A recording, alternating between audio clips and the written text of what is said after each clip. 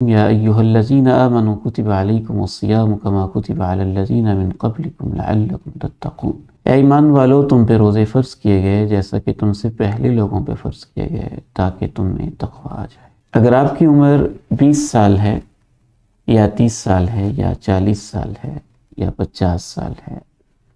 تو میں آپ ہی سے ایک خاص بات کرنا چاہتا ہوں اور اپنے آپ سے بھی کرنا چاہتا ہوں۔ اگر 20 سال پہلے ہی سے ہم نے ایک وین کے ساتھ روزے رکھے ہوتے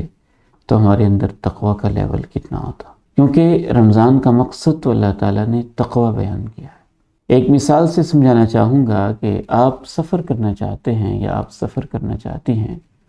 لاہور کا، مسلسل سفر تو کیے جا رہے ہیں لیکن منزل ہے کہ آنے کا نام نہیں لیتی، تو آپ کو سوچنا ہوگا کہیں راستہ غلط تو نہیں ہے، کہیں آپ الٹے راستے پر تو نہیں گامزن۔ بعین ہی یہی معاملہ بعض حوالوں سے ہمارا رمضان المبارک کے ساتھ ہے۔ اگر مسلسل ہم روزے رکھ رہے ہیں لیکن رشوت، غیبت، چغلی، بہتان، شرک و بدعت، اللہ اور اللہ کے رسول کی نافرمانی بھی ساتھ ہی ساتھ جاری ہے تو ہمیں اپنے روزوں کے حوالے سے فکر مند ہونا ہوگا۔ اس کا مطلب یقینی طور پر یہ ہوگا کہ ہم روزہ رکھ رہے ہیں، اور یقیناً روزہ رکھنا وہ بھی ایک باعث اجر ہے، باعث ثواب ہے، فرض کی ادائیگی ہے، لیکن وہ والا روزہ ایک عوام کا روزہ ہے جو شاید اتنا اس کا ثواب نہیں ہے جتنا عمومی طور پر بیان کیا جاتا ہے۔ جو ثواب بیان کیا گیا ہے روزے کا، ایک نفلی روزے کے بدلے میں اللہ اتنا لمبا فاصلہ کر رہے ہوں جیسے زمین و آسمان کے درمیان ایک فاصلہ ہے، تو فرضی روزے کا تو بہت زیادہ اجر ہے۔ اس کامل اجر اور ثواب کو لینے کے لیے ضروری ہے کہ روزے کے اندر اس کی روح موجود ہو۔ ایک ہوتی ہے شکل اور ایک ہوتی ہے روح، ایک ہے تصویر اور ایک ہے حقیقت، ایک ہے ایکٹنگ اور ایک ہے گراؤنڈ ریالٹی۔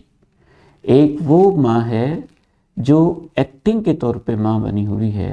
اور ایک وہ رونے والی ہے جو کسی ڈرامے میں ایکٹنگ کے طور پر محض آنسو بہا رہی ہے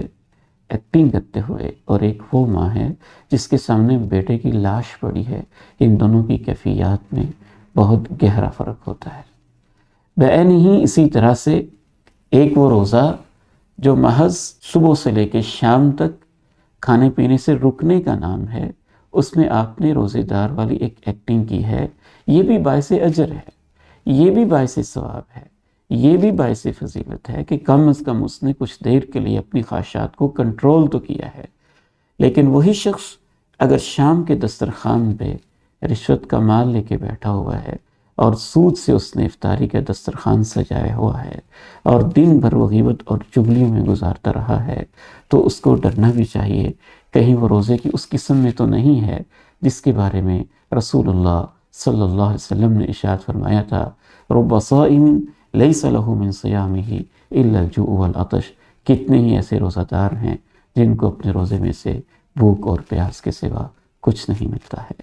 تو آئیے، میں نے اور آپ نے یہ پیغام حاصل کیا کہ روزے کا مقصد ہمارے اندر تقوی پیدا کرنا ہے، وہ کیفیت پیدا کرنا ہے کہ ہم گناہوں سے بچنے والے ہو جائیں، گناہوں کو چھوڑنے والے ہو جائیں، توبہ اور انابت والے ہو جائیں۔ اللہ سے دعا ہے کہ اس روح اور اسپرٹ کے ساتھ ہمیں روزہ رکھنے کی توفیق نصیب فرمائے۔ والسلام علیکم ورحمۃ اللہ۔